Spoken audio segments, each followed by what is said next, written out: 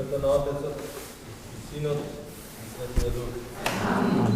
Благочестиви христијани, христијанки, драги браќа и сестри, во една од молитвите во светата литургија, која што ние ја читаме тивко, вие не ја слушате, да е некаде пред малиот сход, пред сходот со Евангелието, се молиме на Господа: Господи, Ти си ни ги дарувал овие заеднички и сложни молитви и си ветил дека на двајца или тројца собрани во Твое име ќе им ги исполниш прозбите.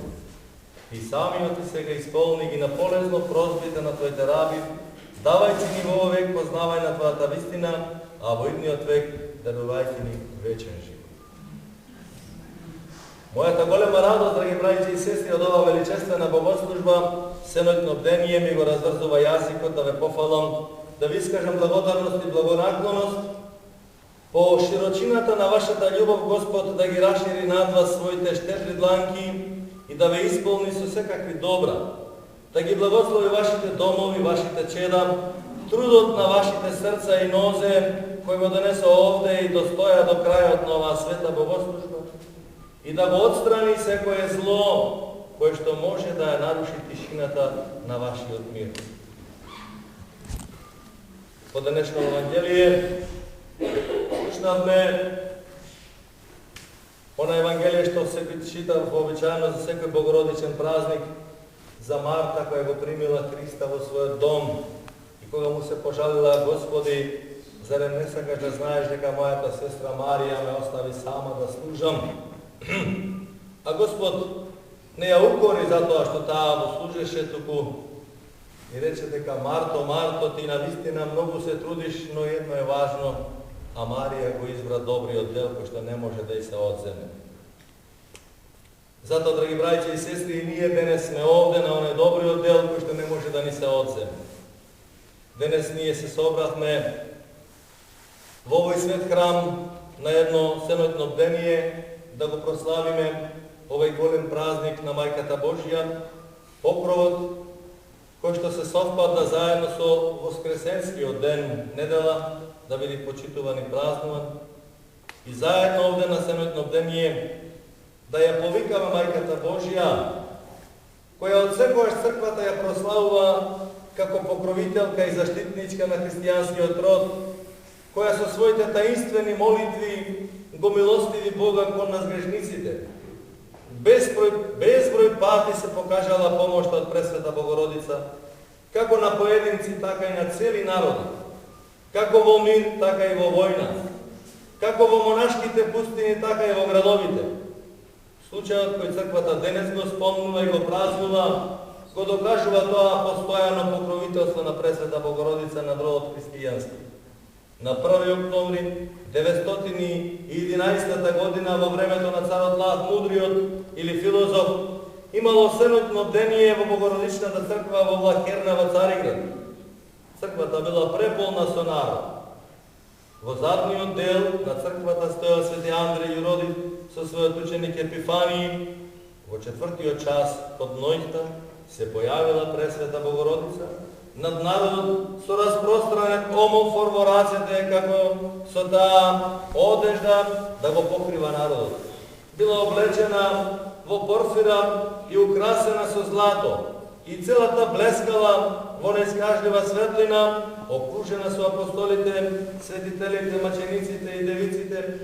Свети Андреј, кога го видел тоа јавување, со раката му ја покажал на блажениот Епифанија и го прашал: ја гледаш ли, брату, царицата и Господјата на сите, како се моли за целиот свет? А Епифанија одговорил: ја гледам, оче, и многу сум изненаден. Зар тоа се востановило тоа празнување, за да не подсети како на тој случај, така и на постојаното покровителство на Пресвета Богородица, кога и да го бараме тоа покровителство, тој несин покров молитвено во нашите неволи. Пресвета Богородица често пати им се јавувала на некои свети луѓе заради некоја потреба. Било да ги охрабри во подвигот, било да ги излекува од болест, било пак да им открие некоја тајна. Два случаи денеска слични се случиле до некаде слични, се случиле во Светогорската лавра, и тоа со Свети Јован Кукузел, чиј спомен исто така денес го празнуваме, и со Свети Григорий монахот, само во различни времени. За време на Великиот Акатист, во честниот пост, а по отпевањето на истиот Јован се изморил.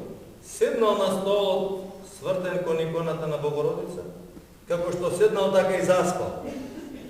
Тогаш му се јавила светата пречиста и целата во небесна светлина му рекла: радувај се, Јоване, и пеј и не престанувај, а јас затоа нема да те оставам. При тие зборови таа во раката на Јован ставила еден златник.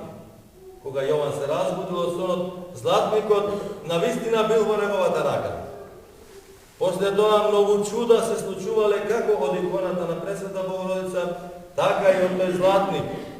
Другиот случај се случил со монахот Григорий, и тој како Кукузел бил пејач во црквата. Патриархот Калист востановил на богослужбите на Свети Василий да се пее "О тебе радујам ја", а неговиот наследник патриархот Филотеј го отфрлил тоа и наредил заради тоа што е пократко да се пее достојно. Наеднаш во пресред на богојавление, а во присуство на Александрискиот патриарх Григорий, монахот го отпеал "О тебе радујам ја". После тоа веднаш му се јавила Пресвета Богородица, како и на Кукузел му ставила златник во раката и му рекла: ти благодарам многу за твоето пеење во моја чест.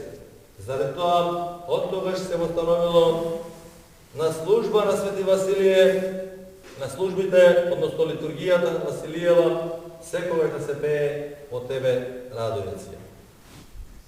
Драги браќи и сестри, деновите на овој свет секогаш биле лукави и ќе останат такви.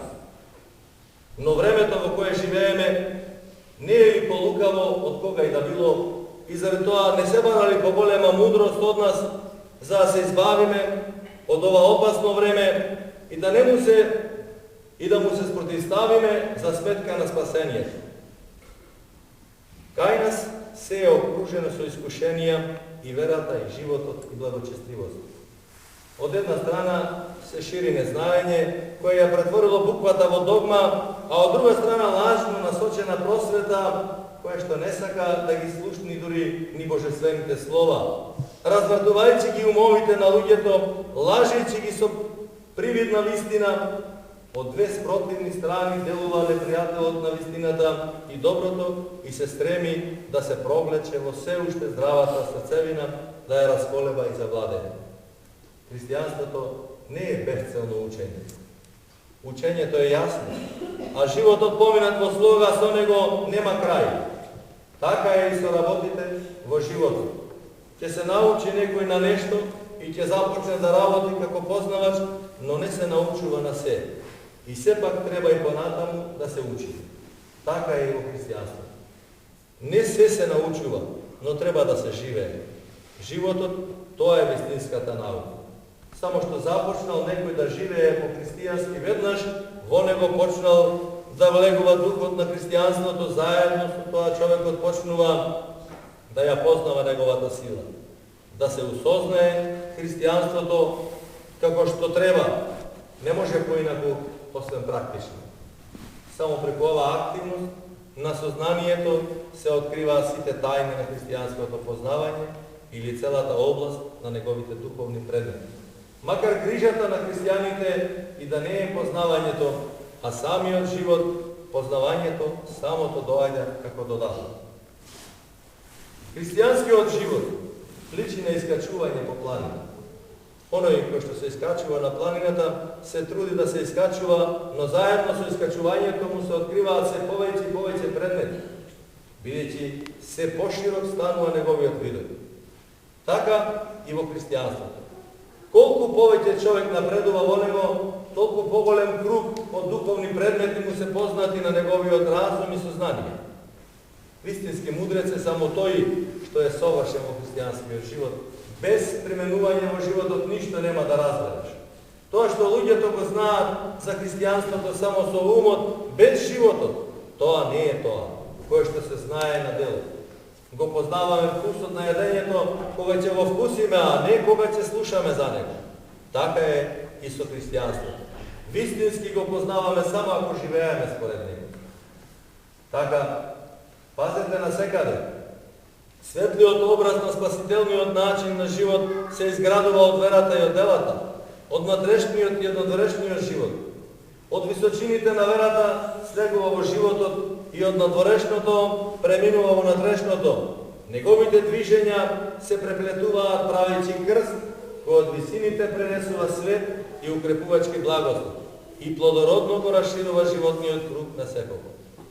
Така е, браќи и сестри, дури и се да знаете, но ако вие започнете да живеете според она што го знаете, тогаш ќе придобиете сеопфатност на вашиот ум и ќе станете помудри од земните мудреци.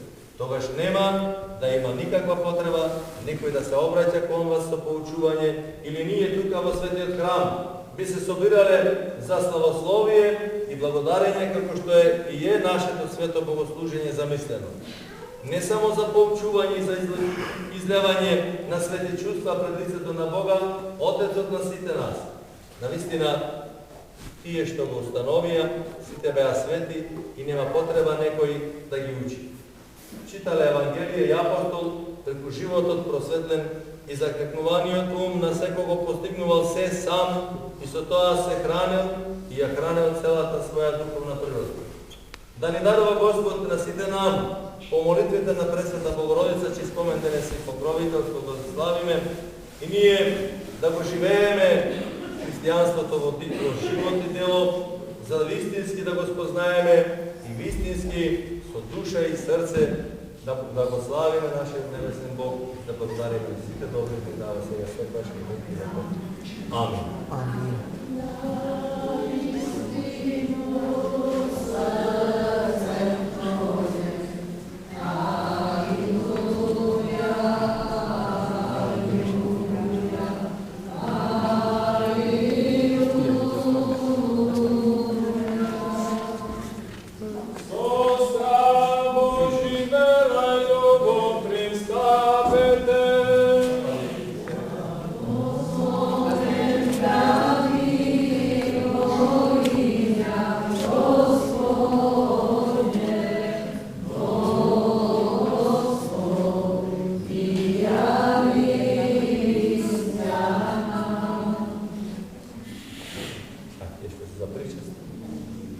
Верувам, Господи, и исповедам дека навистина Ти си Христос, Синот на живиот Бог, кој дојде во светот да ги спаси грешниците, од кои првиот сум јас.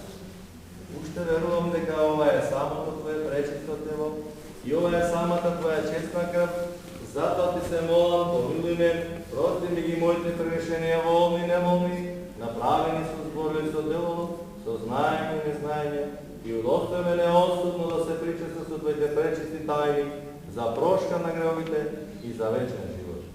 Сине Божи, прими ме денес за учесник на таа тајна вечера, зашто тајната нема да им ја кажам на Твоите непријатели, ниту ќе Ти дадам цели како Јуда, но како разбойникот те исповедам.